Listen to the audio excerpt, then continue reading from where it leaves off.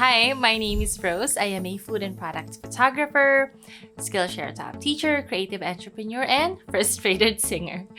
In this video, I will share my top 3 lighting best practices to help you in your product photography journey.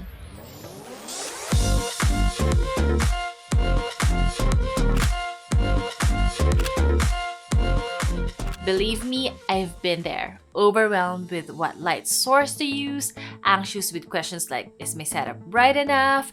Is it too dark? Why am I not getting the look and vibe that I was aiming for? The following tips are from personal experiences that I accumulated from years of photographing food and products for local businesses. So without further ado, let's get started. Before I share tip number 1, let me just quickly answer the question, why is lighting in product photography important anyway? When I was just starting out, I never really gave so much weight to lighting. I thought that composition and creative use of props is the key to scroll-stopping photos. It took me lots of practice, a bit of regretful client photo shoots, and tons of mistakes to discover that lighting is equally important.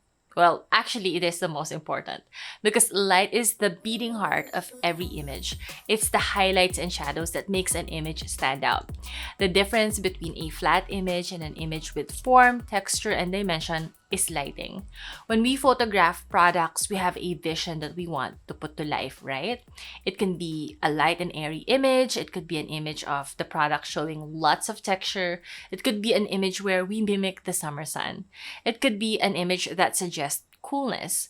Whatever it is, lighting has a huge impact on whether we can achieve our visions or not. I hope you're more convinced and eager to learn my tips. So, tip number 1 is to plan and decide on the quality of light before the photo shoot. When shooting product photos, you can either be using hard, soft, or mixed lighting. Let's start with hard lighting. When talking about natural light or light from the sun, hard light is the light of a sunny day hitting your window directly. Hard light can help create powerful and contrasty images. It adds energy and catches your viewer's eyes with something unexpected. Nothing is between the light source and your subject, so it looks punchy, intense, and dramatic.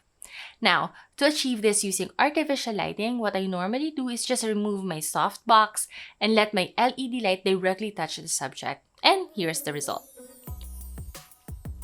If you want to create a hard light effect using natural light, you can simply place your setup near a door or window with direct sunlight to create something like this. For me, hard light is fun to work with but can be a little challenging. Hard light is intense, so it can expose even the tiniest imperfection in your setup. So just a tip there to carefully style your scene. Check your product and review your shot so you can make changes if necessary.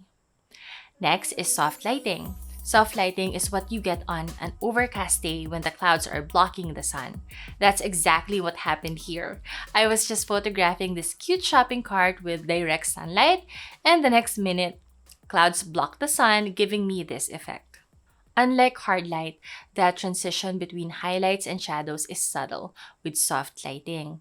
Soft light is gentle and gives that feeling of calm. This type of light wraps delicately around the subject, smoothing uneven surfaces, which can look flattering in product photography. To achieve this using artificial lighting, I have a soft box with double diffusion, and here's the effect.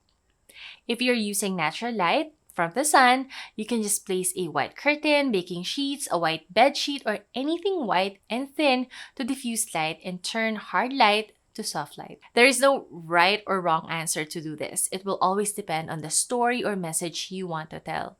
If you want a sense of energy, fun, and vibrance, hard light can help with that. On the other hand, soft light can help in creating a homey, welcoming, calm, and gentle atmosphere. Finally, mixed lighting is when natural light, your room light, and other artificial light is being captured in your scene. This is something you should avoid in your images because it can confuse the white balance of your camera. White balance refers to the process of removing or neutralizing color cast in your images. This is easy if you're using just one source to light your scene, but if you have multiple light sources, that is when it gets tricky. Using mixed lighting adds shadows with different directions as well as making your overall image unpleasant. To avoid this altogether, make sure that you are using just a single light source to light your scene. If it's natural light, make sure to turn off the room lights and close other windows. If you're using artificial light, make sure that you turn off other artificial lights in the room. You can either choose from soft light or hard light, but never mixed lighting. I have a video about using natural and artificial light, so make sure to check that out. Tip number 2 is to use the color of light to create the effect that you want. Did you know that the color temperature of the light you choose can help set a certain mood in your scene? And when I say temperature, I don't mean heat. Color temperature is a way to describe the light appearance provided by your light source. Is it warm, is it cold, or is it in the middle? Every type of light has a different color. This is to do with the color temperature of the light, which is measured in Kelvin. Understanding the temperature scale will help you choose the best color of light for your scene. For example, these are photos of the same product, but because I use different props and color temperatures, it also alters our perception and the overall mood of the photograph. The first one looks crisp, invigorating, and refreshing because of the cool light temperature. The second photo looks warm, cozy, and inviting because of the warm white color. Warmer colored light has a lower K value, while cooler colored light has a higher K value. So, how do you know which color temperature is best for your product? It depends. If I want a simple minimalist photo of a product on a plain background, I stick with neutral. I want white to look white. I don't want it cool or blue. I don't want it warm and yellow.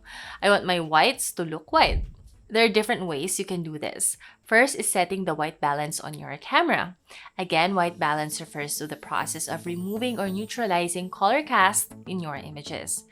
If you are using a DSLR or mirrorless camera, you can just go to your white balance settings and choose which lighting you are using and see if it will give you a neutral white.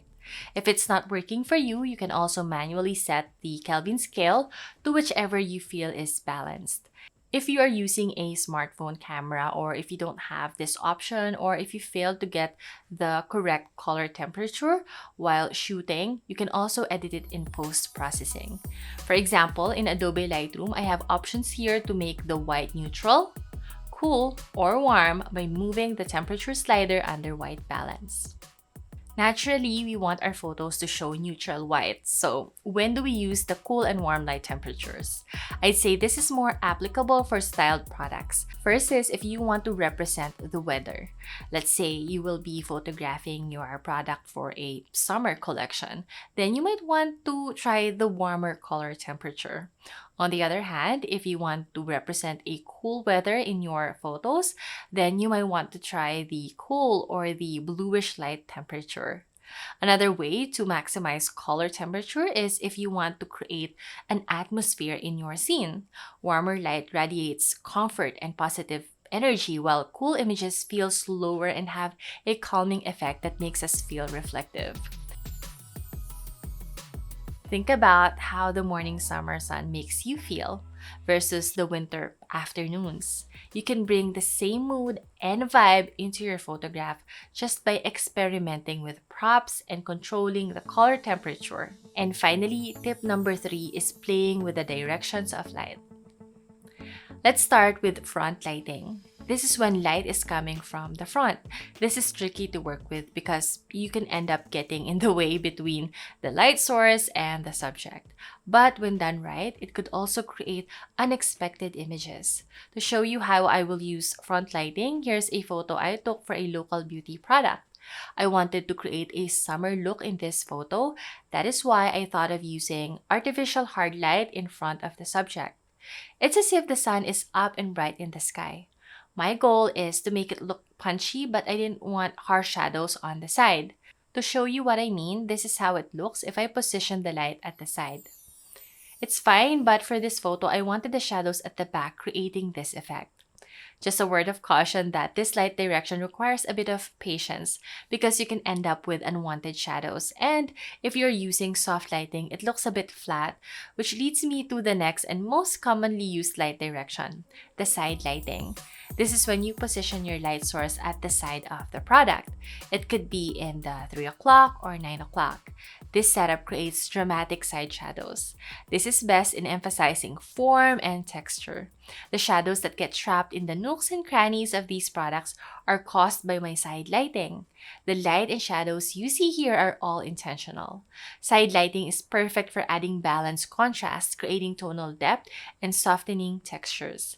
This is my most used light direction and my most recommended when photographing products. Just a couple of tips when using side lighting.